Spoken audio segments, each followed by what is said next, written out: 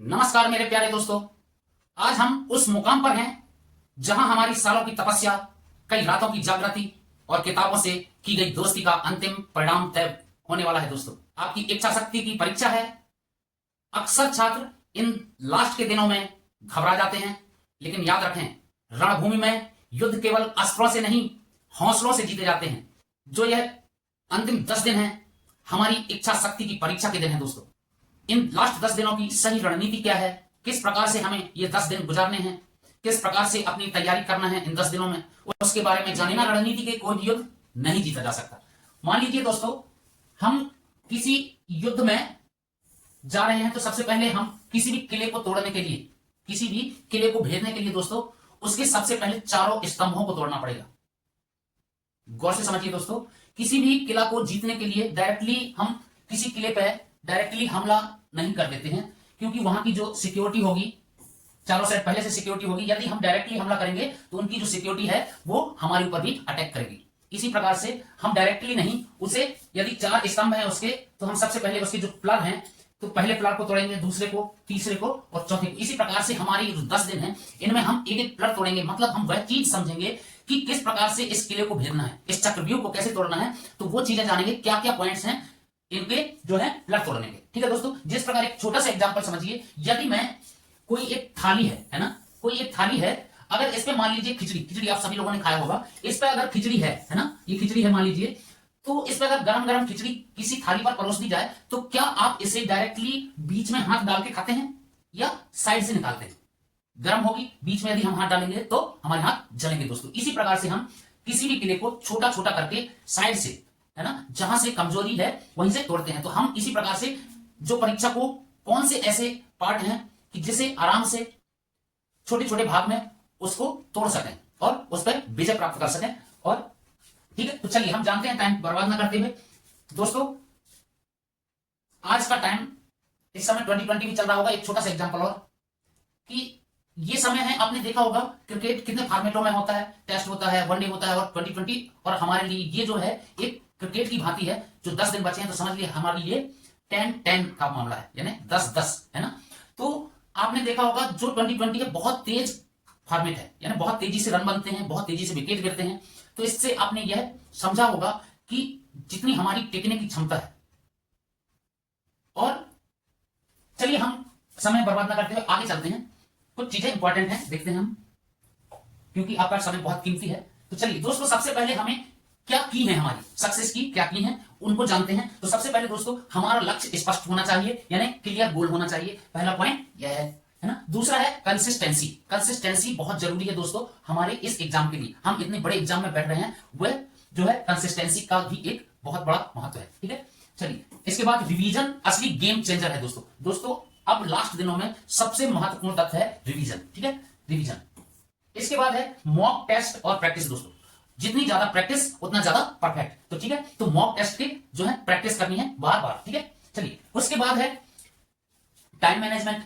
तो time management भी बहुत बड़ा हिस्सा है, क्योंकि चीजें सभी को बन जाती हैं, लेकिन परीक्षा हॉल में जाकर के हम उस टाइम को मैनेज नहीं कर पाते कि कितने समय में कितने क्वेश्चन करने हैं। ठीक है दोस्तों, तो इस चीज को भी ध्यान रखिएगा। इसके बाद है हमारी स्मार्ट स्टडी, यानी कम दिनों में कितना कम से कम पढ़ के ज्यादा से ज्यादा अंक लाए जाए। ठीक है, यही है स्मार्ट स्टडी। ठीक है दोस्तों, कहने का मतलब यह है कि कम समय में क्या चीजें पढ़ना है और क्या चीजें छोड़ना है, यह चीज समझना है। ठीक है, डिस्ट्रैक्शन कंट्रोल, यानी हमें क्या करना है, किसी भी दूसरी चीजों से डिस्ट्रैक्ट नहीं होना है, समय उन पर बर्बाद नहीं करना। और हमारा पॉजिटिव माइंडसेट, हमारा माइंडसेट दोस्तों हमारा फ्यूचर डिसाइड करता है। ठीक है, तो एक पॉजिटिव माइंडसेट के साथ, क्योंकि एग्जाम बहुत सारे लोग देंगे और बहुत सारे लोग इस एग्जाम को अटेंड ही नहीं करेंगे, क्योंकि आधे लोगों को यह भी लग रहा होगा कि शायद हमसे होगा या नहीं होगा। ठीक है, तो चलिए हम उनमें से हैं जो करके दिखाएंगे। ठीक है दोस्तों, चलिए इसके बाद अपने हेल्थ का ध्यान रखना है। बहुत ज्यादा यह नहीं करना चाहिए कि लास्ट दिनों में बहुत ज्यादा जाग लिया।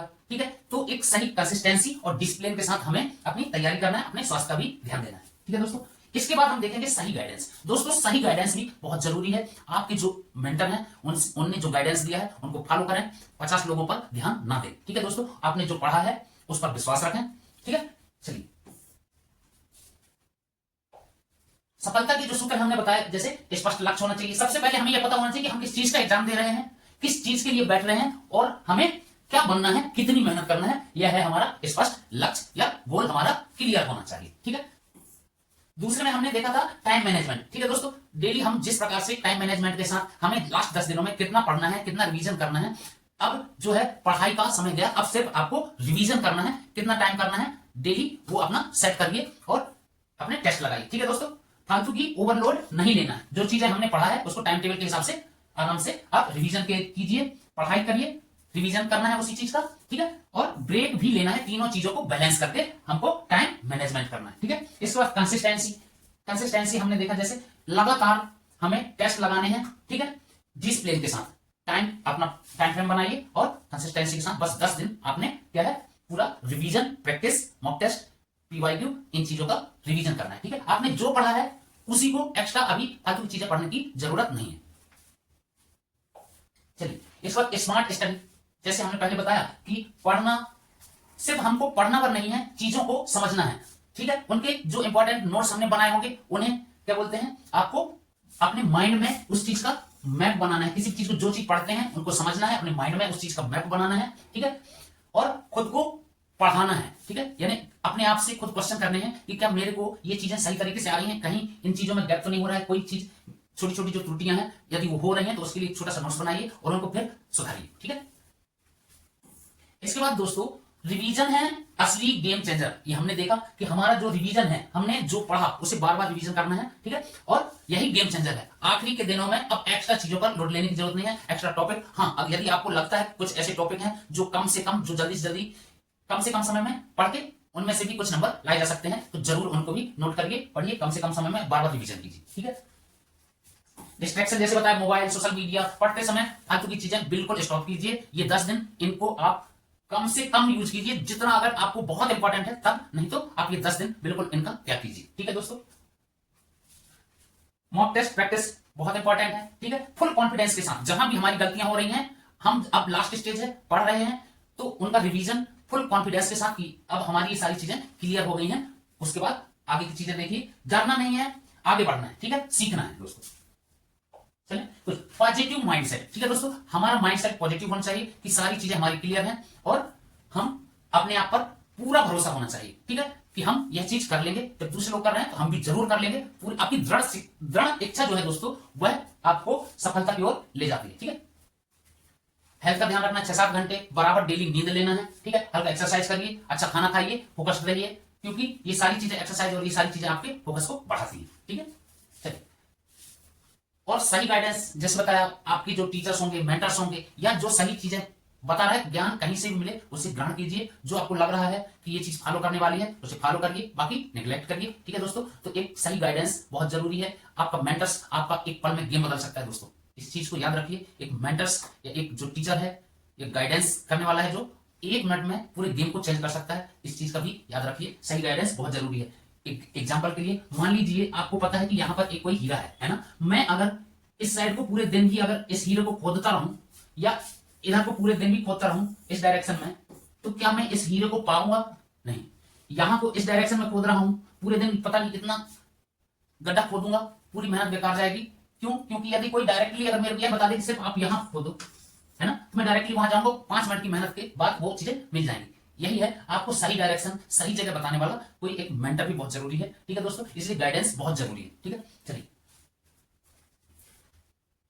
इसके बाद गोल्डन फार्मूला क्या है? Revision plus practice is equal to success. ठीक है दोस्तों, चलिए, एग्जाम की स्ट्रेटजी समझना है दोस्तों। ठीक है, आपको पता है कि आप एमपीपीएससी का मान लीजिए तैयारी कर रहे हैं ना, तो उसमें कौन कौन सी चीजें होती हैं। अपने सबसे पहले अपने एग्जाम को समझना है, किस टाइप का एग्जाम दे रहे हैं। तो हमारा पहले प्री होगा, उसके बाद मेंस होगा, फिर इंटरव्यू होगा। तो अभी तो हम फोकस कर रहे हैं प्री पर। ठीक है, तो प्री पर मेन फोकस कर रहे हैं, तो हमें जो है फोकस करना है मेन प्री का, लेकिन तैयारी करनी है मेंस के हिसाब से। तो अब ये प्री के बाद हमें उस स्तर की तैयारी करनी है। क्यों? क्योंकि यदि हमने प्री तो पास कर लिया, लेकिन तैयारी हमारी मेंस लेवल की नहीं है, तो कोई मतलब नहीं है सर्टिफिकेट यह दिखाकर कि हमने प्री क्वालिफाई कर लिया, लेकिन तैयारी मेंस की नहीं है। तो इन चीजों को भी समझना है और तैयारी चम से करनी है बराबर, जिससे कि हम अंतिम तक कहीं रुके ना। ठीक है दोस्तों, चलिए, मेंस की बातें बाद में करेंगे, अभी प्री पर फोकस करते हैं। ठीक है। चलिए सिलेबस बेस्ड तैयारी करना है, आपको पता होगा सारे सिलेबस प्री के लिए क्या क्या है, हिस्ट्री भारत और एमपी दोनों का जो सारी चीजें आप लोगों ने पढ़ाई कर लिया है अब लगभग, तो इन चीजों में से मेन जो इंपॉर्टेंट टॉपिक है उन चीजों को पढ़ना है, कम जो पढ़ने पर ज्यादा चीजें हैं उनको अब पूरा रिवीजन करना है, ठीक है दोस्तों। अब हमारे जो रिवीजन का जो प्लान है ना, इससे क्या होता है, रिवीजन से याददाश्त हमारी जो है वह बढ़ती है, याददाश्त पक्की होती है, ठीक है। जो इंपॉर्टेंट बुक है, बेस्ट बुक है, कुछ जैसे हिस्ट्री के लिए ये है आपने पढ़ाई होगा, उसकी जो आपने अंडरलाइंस की होगी इंपॉर्टेंट टॉपिक, सिर्फ उन्हीं को देखो, एक बार रिवीजन करो, जो चीजें आपको भूल रही हैं उनको नोट्स बनाइए और ये आखिरी के 10 दिनों में उन्हें फिर से एक बार रिवाइज करके बार बार करिए, ठीक है दोस्तों। बिना लूसेंट के दोस्तों, बिना लूसेंट के आपका जो जीके है, स्टैटिक जीके है, वो मुश्किल है, तो उसकी जो आपको कुछ पॉइंट्स होंगे उन्हें आप जो आपको मिस हो रहे होंगे उनको जरूर क्लियर कर लीजिएगा, ठीक है दोस्तों। बहुत इंपॉर्टेंट बुक है लूसेंट, ठीक है। मध्य प्रदेश की जो कुछ बुक्स हैं उनको भी पढ़ लीजिए, क्योंकि एमपीपीएससी में लगभग 45% का वेटेज मध्य प्रदेश से है दोस्तों। बिना मध्य प्रदेश की जानकारी के आपका एग्जाम निकलना बहुत मुश्किल है, ठीक है दोस्तों। इस चीज को समझना है, बाकी सब्जेक्ट एक तरफ, एमपी एक तरफ, ठीक है।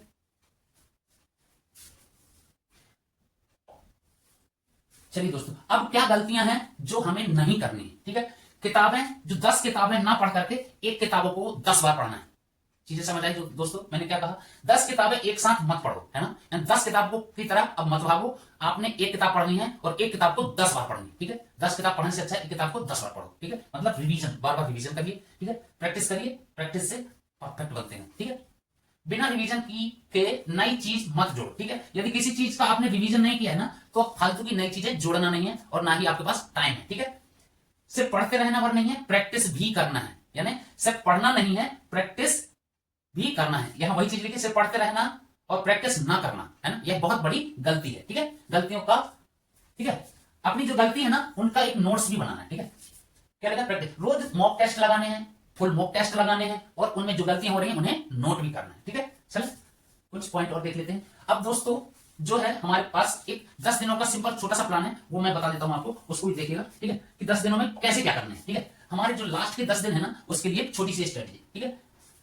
सबसे पहले हमें कुछ चीजें समझनी है कि अब नई किताबों का टाइम खत्म, यानी नई किताबों को नो बोलो, नए टॉपिकों को अब नो बोलो, क्योंकि टाइम ही नहीं है। हमने जो पढ़ा बहुत है, वही इंपॉर्टेंट है, वहीं से आएगा, इतना आप अपने ऊपर कॉन्फिडेंस रखिए कि हमने जो पढ़ा है बस उधर से ही आएगा। यदि पेपर हार्ड आता है सबके लिए आएगा, इजी आता है सबके लिए आएगा, ठीक है दोस्तों। बस रिवीजन करना है और प्रैक्टिस करना है, ठीक है। चलिए 10 दिन का छोटा सा प्लान है। हमने क्या करना है, पहला से तीसरा दिन यानी 1 से 3 दिन जो होंगे, यदि मान लीजिए आपके पास 10 दिन है आज से, तो 10 दिनों में क्या करना है ना, तो जो 1 से 3 दिन होंगे, आपने उन 3 दिनों में क्या करना है, बिल्कुल फुल रिवीजन करना है, जितना आपने पढ़ा है। ये आपका पहला राउंड होगा, है ना, जितना आपने पढ़ा है पूरा 3 दिनों में उस चीज का रिवीजन कर लेना है, ठीक है। कोई चीज जितना पढ़ा है उसको पूरा फास्ट तरीके से रिवीजन करना है, अपना टाइम बना के, टाइम फ्रेम कितना पढ़ूंगा मैं इस सब्जेक्ट को, तो 3 दिनों में इसको खत्म कर देना, पूरा रिवीजन कर लेना, ठीक है दोस्तों। मान लीजिए पॉलिटी और हिस्ट्री, जियोग्राफी फास्ट रिवीजन कर लेना तीनों का, ठीक है। फिर अपने नोट्स ही पढ़ना है, दूसरी चीज क्या है, अपने नोट्स ही पढ़ना है, फालतू की चीजें कुछ नहीं करना है। और इन्हीं नोट्स में से आपने कम से कम 100 एमसीक्यू लगाना है सारे सब्जेक्ट के, जो ठीक है इंपॉर्टेंट आपको लगते हैं, उन्हीं चीजों को पढ़ना है, ठीक है। फिर कॉन्सेप्ट जितने भी हैं, जो फोकस किस चीज पर करना है, जो आपके कॉन्सेप्ट हैं उन्हें सारे रिफ्रेश करना है, ठीक है। फिर जो 4 से 6 दिन होंगे, है ना, चौथे से छठवें दिन तक, है ना, 10 दिनों में चौथा, पांचवा और छठवां दिन जो है, जो आपके वीक एरिया है ना, जो आपके वीक, जिस चीज में आपको ये लग रहा है यार मैं इस चीज में थोड़ा सा कमजोर हूं या मेरी ये चीजें वीक हैं, उनको प्लस एमपी की जो स्पेशल टॉपिक है ना, जो आपने पढ़ा है, उन्हीं को फिर से, जो इंपॉर्टेंट आपको पता है कि इन टॉपिकों में से हर वर्ष क्वेश्चन आते हैं, उन्हीं को पढ़ना है, एक्स्ट्रा पढ़ने की जरूरत नहीं है। तो 4, 5 और 6वें दिन, ठीक है। क्या क्या चीजें, वीक एरिया जो है आपके और एमपी स्पेशल, इनमें क्या क्या चीजें हैं, जैसे आपने एमपी जीके हो गया, है ना, मोस्ट इंपॉर्टेंट जो चीजें वो पढ़नी है, ठीक है। उसके बाद करंट अफेयर्स हो गए, है ना, जो करंट अफेयर्स होंगे लगभग 1 साल के, ठीक है, लगभग 1 ईयर के, ठीक है, लगभग 1 ईयर, 6 मंथ या 1 ईयर, ठीक है, 6 मंथ और 1 ईयर के जो है हमको करंट अफेयर्स को एकदम फास्ट रिवीजन करना है, ठीक है। वीक सब्जेक्ट का रिव्यू करना है, क्या क्या हमारे सब्जेक्ट वीक है, ठीक है दोस्तों। चलें मॉक टेस्ट का जो अपना टाइम बॉन्ड है ना, आपका मॉक टेस्ट के लिए अपना एक टाइम बॉन्ड बनाइए, ठीक है। फिर उसके बारे में एनालाइज बहुत जरूरी है, ठीक है। जो हमने टेस्ट लगाया, कहां क्या गलतियां हुई, उन चीजों को भी एनालाइज करना है कि हमारी गलतियां कहां हो रही है, छोटी छोटी, उनको तुरंत सुधारना है, नोट्स करना है और उसे दूसरे दिन या तुरंत उसको सुधारना है, ठीक है। चलिए जो 7वां और 8वां दिन है ना, जो 7वां और 8वां दिन है उसमें फुल मॉक टेस्ट लगाने हैं और पूरा रिवीजन करना है। ठीक है, एक बार फिर से जो है 7वां 8वां दिन जो रहेगा फुल मॉक टेस्ट लगाने हैं और पूरा रिवीजन करना है। ठीक है, full mock test real exam जैसा लगाना है। कैसा, ये समझना है कि मेरा एग्जाम ही हो रहा है। ठीक है दोस्तों, ये बहुत इंपॉर्टेंट है। आप 1 या 2 दिन बिल्कुल पूरी प्रैक्टिस करना है जैसे एक एग्जाम में जाते हैं। पूरा टाइमिंग बनाना है और 100 प्रश्न किसी को भी बोलिए, अपने दोस्त को, भाई को या किसी को भी बोलिए कि आप मेरे को एक इसमें से एक पेपर बनाओ और मेरा एक रियल टाइप का एग्जाम लो। ठीक है, तो आपने पूरा उस टाइप से करना है। ठीक है, जो इंपॉर्टेंट आपके नोट्स हैं उनको पूरा रिव्यू करना है। आपने नोट्स बनाए होंगे जो इंपॉर्टेंट टॉपिक के, उसको पूरा रिव्यू करना है। ठीक है, फोकस हमको किस चीज पर रखना है, एक्यूरेसी पर।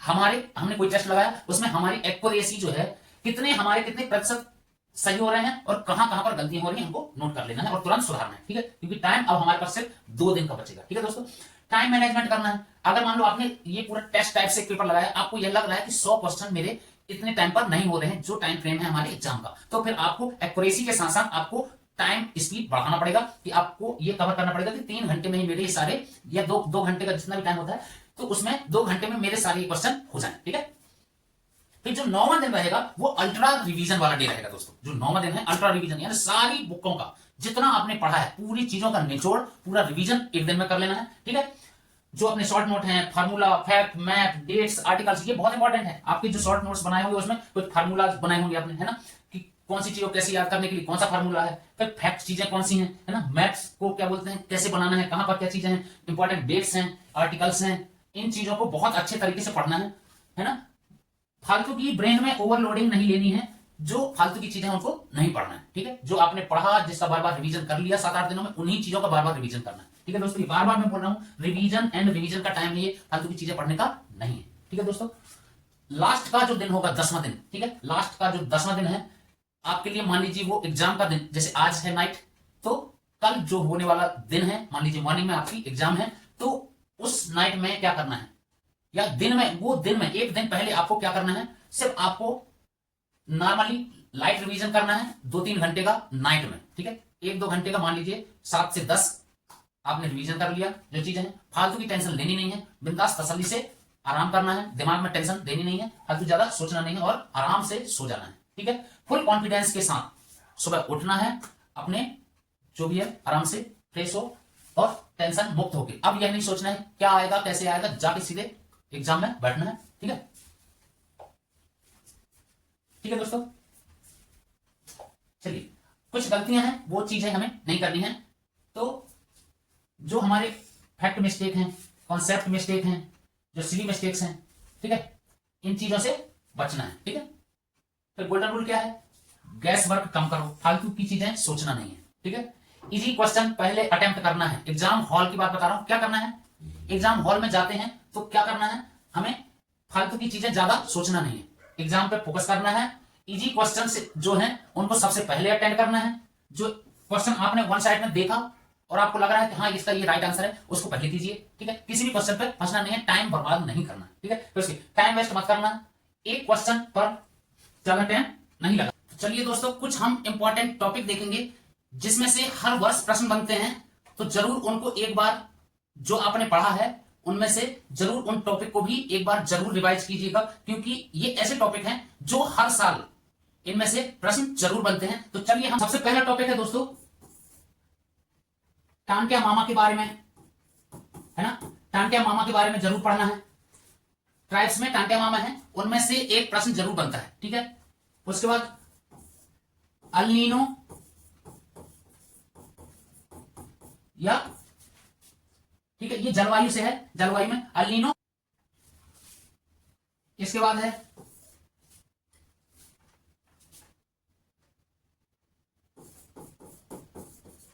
राष्ट्रपति,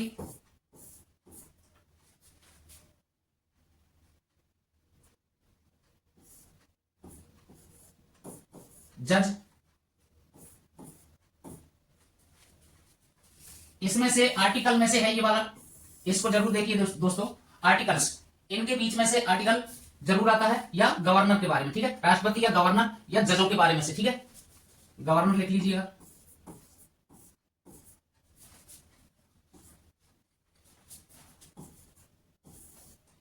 इसके बाद वेदों में से, सभी वेदों में से जरूर एक प्रश्न आ जाता है।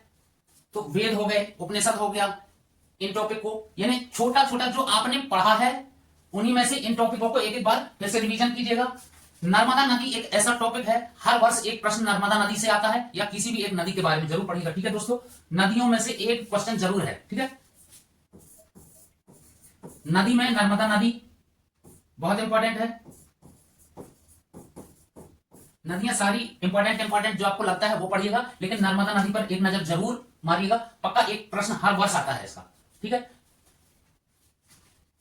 पर्वत पहाड़ है ना, इसके अलावा पर्वत पठार पहाड़ है ना, ये एक दो टॉपिक हैं, इनको पढ़िए, कम पढ़ के इनमें से भी नंबर लाए जा सकते हैं। ठीक है दोस्तों, कला एवं संस्कृति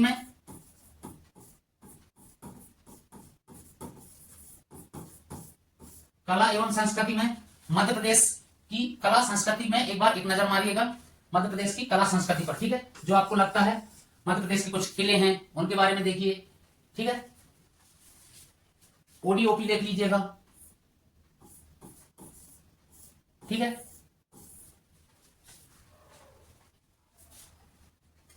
खनिजों के बारे में देख लीजिए, बांध एवं खनिज, बांध है ना, बांधों के बारे में, तो ये नदियों के अंतर्गत ही आ जाएंगे बांध है ना, किस नदी पर कौन सा बांध है, उस पर कौन सी परियोजनाएं हैं। ठीक है,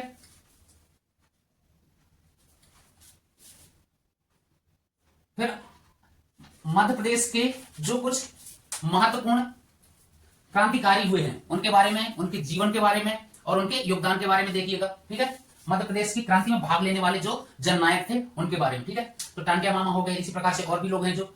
ठीक है, जो सत्याग्रह, पंचायती राज से भी देख लीजिएगा। जनजातियों के लिए कौन कौन से आर्टिकल हैं, आर्टिकल में से एक प्रश्न जरूर आता है। तो आर्टिकल जो इंपॉर्टेंट जनजातियों के लिए क्या है, हमारे जो हैं और पुरानी जो योजनाएं हैं उनके बारे में भी एक क्वेश्चन आता है, तो उसे भी आप जरूर पढ़िएगा।